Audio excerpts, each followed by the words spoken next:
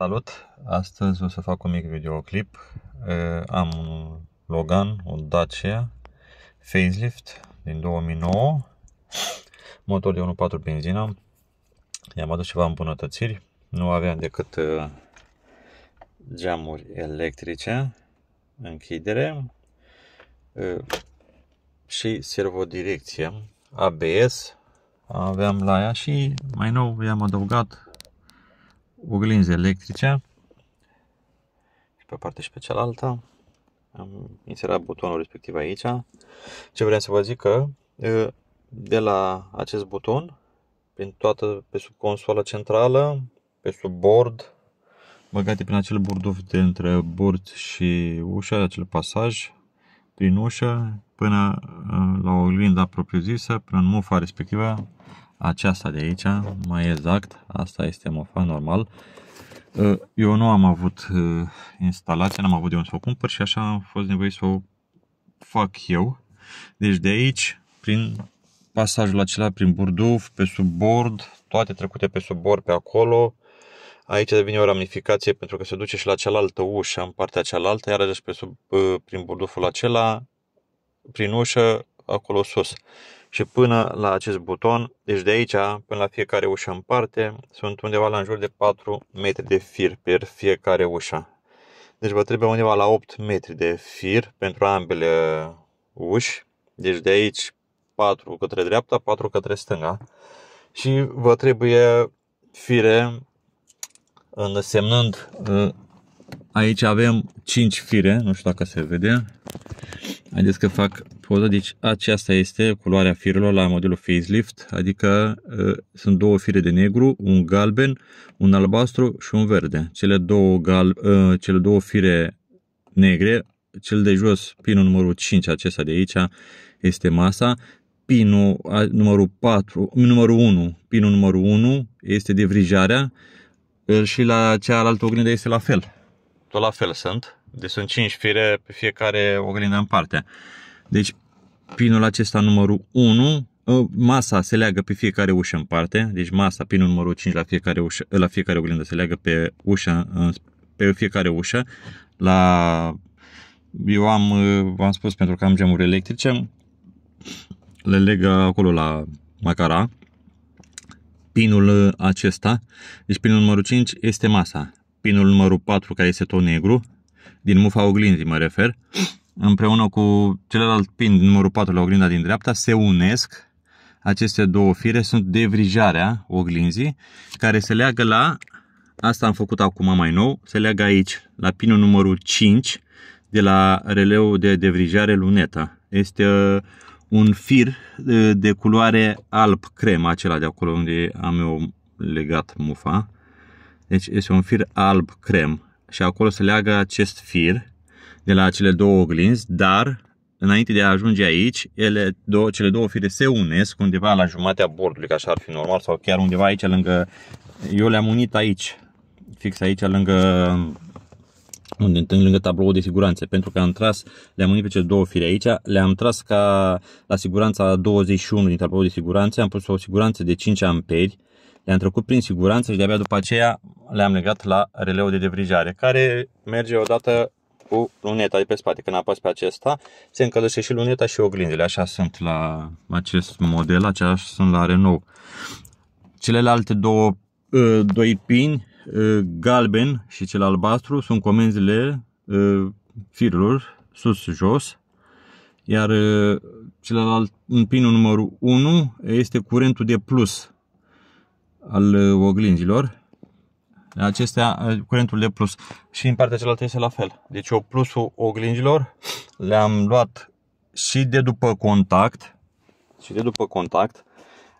Se trage de aici, din acest buton, din mufa A2, se duce un plus după contact la tabloul de siguranțe. Tot la fel se pune siguranță. Eu am pus o siguranță de 5 amperi. Mi-am trecut la poziția 37, pentru că 36 avem o cotă. La poziția 37, potrivit tabloului de siguranțe, este plusul oglinzilor. Am dus fir de aici, din mufa A2, am tras un fir și le-am dus în tabloul de siguranțe acolo, prin mufă, după aia prin siguranță și din siguranță am tras la fiecare oglindă în parte plus acolo, din A2. Și celelalte comenzi sunt sus, jos, stânga, dreapta, care la fiecare oglindă vin aici. Deci din fiecare oglindă, de acolo o să pleacă fir și se duc în buton. De acolo iar la fel, pleacă fire și se duc în buton. Pentru comanda stânga, dreapta, sus, jos. Asta am făcut eu acum. Am văzut la un băiat, pe domnul Cristi, pe YouTube. Îl salut pe această cale și mulțumesc pentru videoclipurile făcute, în special pentru Logan. De la dânsul am văzut că a postat și a făcut la Loganul lui. Eu am făcut instalație electrică după niște scheme electrice pe care le-am găsit pe internet. Nu aveam. După schema respectivă am făcut cablajul. Mufele și cu oglinzile le-am cumpărat de la dezmembrări, inclusiv butonul. Deci oglinzile cu mufele acelea am moș babă, stânga-dreapta, și cu butonul m-au costat 300 de lei. Acestea sunt oglinzile. Instalația m-a costat în jur de 80 de lei, firele. Nu mai punem munca făcută de mine. Deci aia nu mai este în calcul. Nu se mai pune în calcul. Cam asta am făcut eu astăzi, așa un videoclip mai scurt. N-am putut să filmez cât am avut de montate toate astea pe aici. Se demontează consola centrală, este un cu T20, se desface de aici. Este un șurub, se trage în sus și aici are niște cleme, se iese foarte ușor. De asta, aceasta are aici o piuliță de 10, se desface aceasta, se desfac cele două șuruburi de acolo și are câte un șurub pe fiecare lateral, dacă se vede unul acolo și unul în partea cealaltă. Sunt cu T20, se desfac, se scoate mufa de la de la brichetă și se scoate această mușama de la schimbător, se trage pur și simplu de ea în spate, se ridică și după aceea se scoate în sus să nu fie ruptă, să nu se rupă.